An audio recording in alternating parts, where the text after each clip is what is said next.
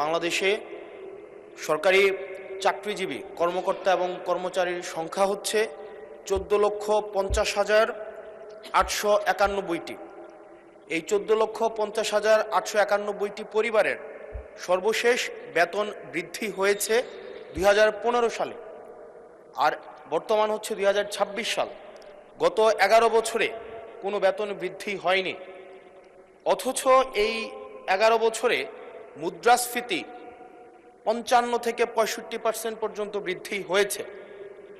মাননীয় মন্ত্রী মহোদয়ের কাছে প্রশ্ন, এই 14,50,891টি যে পরিবার রয়েছে, প্রথম শ্রেণী থেকে চতুর্থ শ্রেণী কর্মকর্তা এবং কর্মচারীদের সরকারি তাদের বেতন বৃদ্ধির জন্য, যদি এটি আপনার মন্ত্রণালয়ের না, আপনারা অর্থ মন্ত্রণালয়ে তাদের বেতন বৃদ্ধির জন্য কোনো প্রস্তাব পাঠাবেন কিনা, এবং এই নিয়ে বর্তমানে আপনাদের প্রণীত যে নীতিটি রয়েছে সেটি আমরা জানতে চাচ্ছি।